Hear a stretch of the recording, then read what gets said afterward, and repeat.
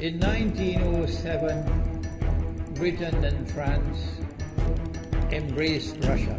They used honey, come, in a triple alliance, Britain, France and Russia.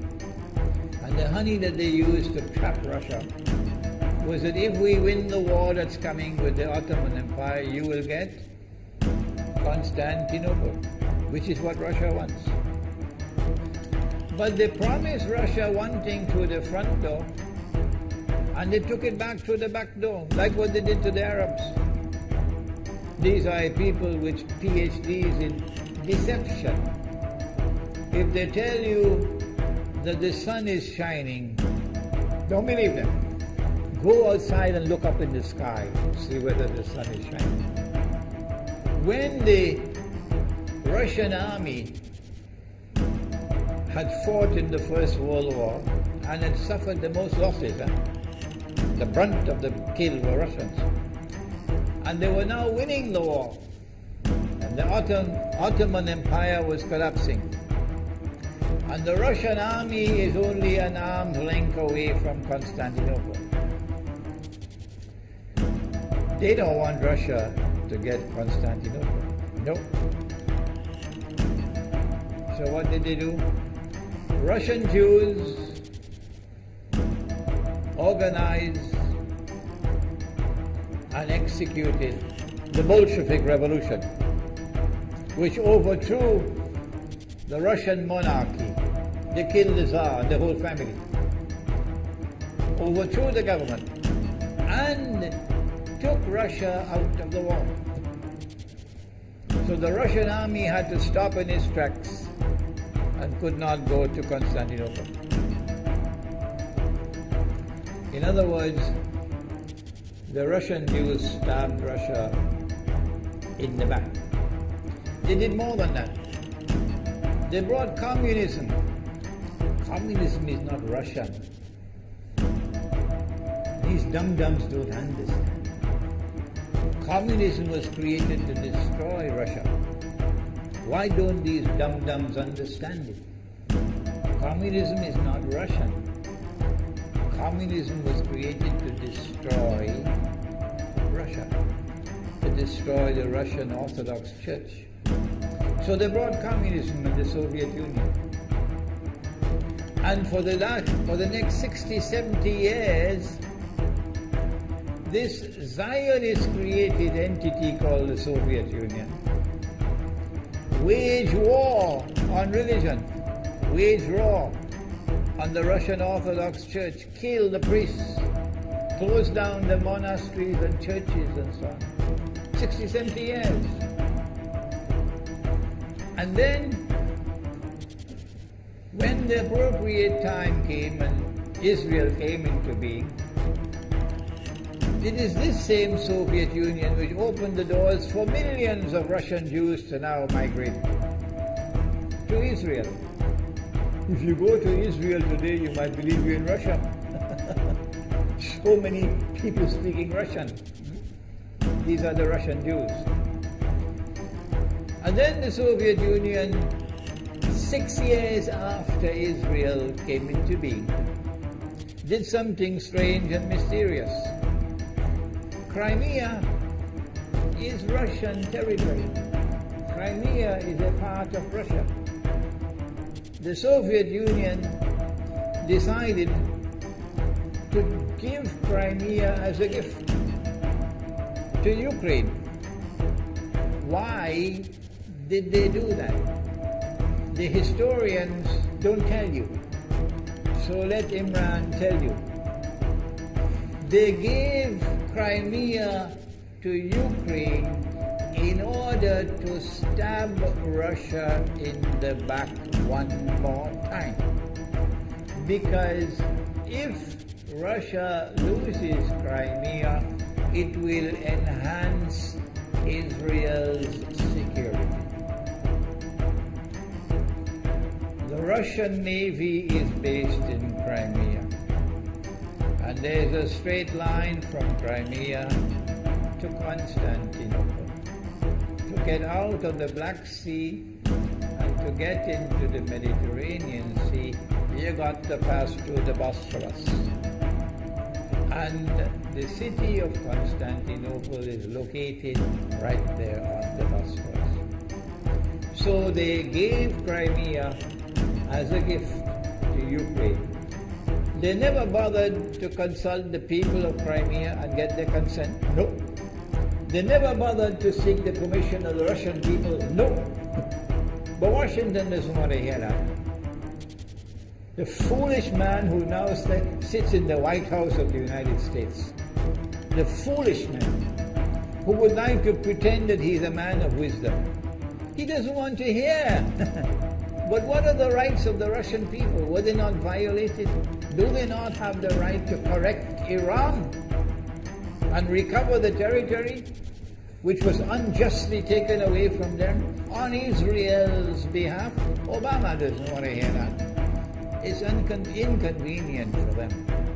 But in this masjid, we will expose whether it's convenient to you or not. They did more than that.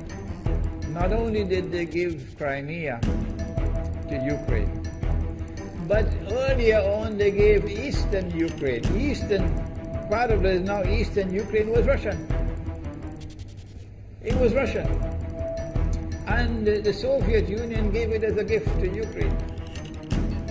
Why is it being given to Ukraine?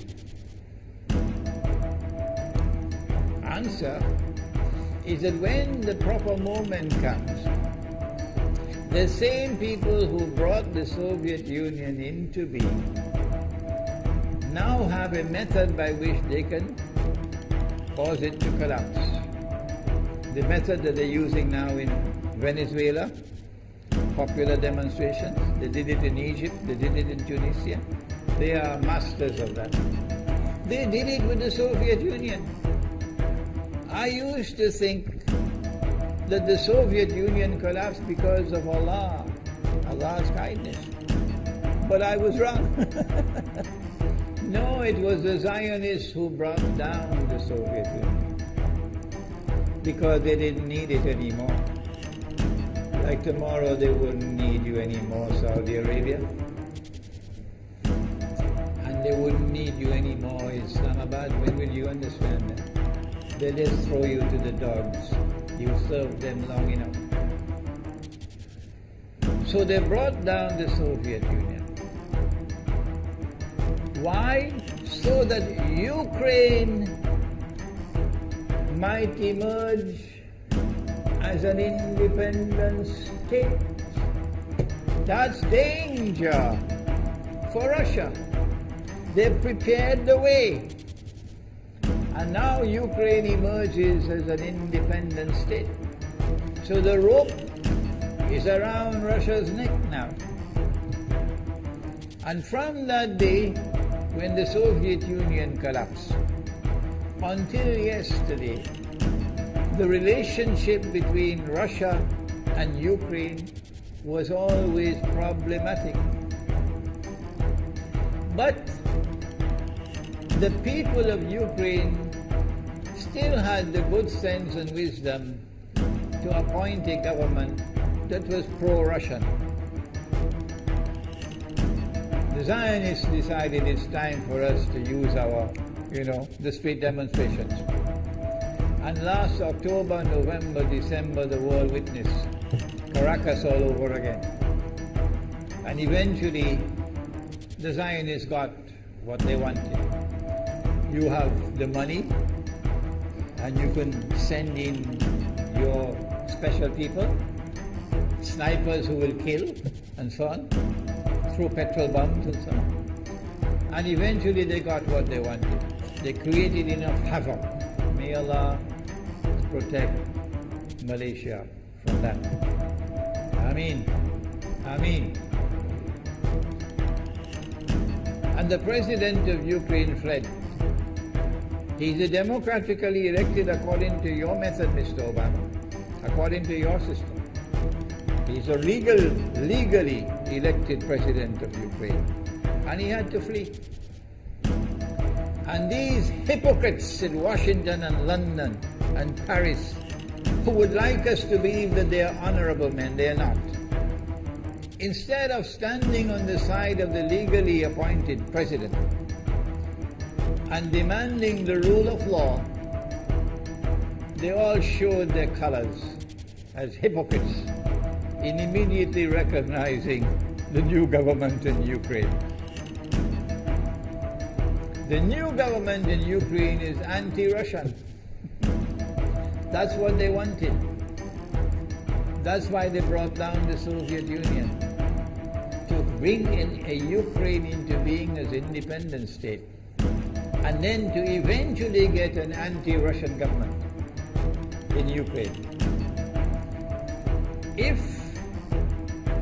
by Allah's kindness Putin had not intervened and been so spectacularly successful, this is what the plan would have been.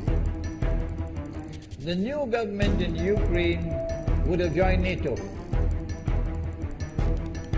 and Russia could not stop it. And when the new government in Ukraine joined NATO, NATO will then send its armed forces into Ukraine.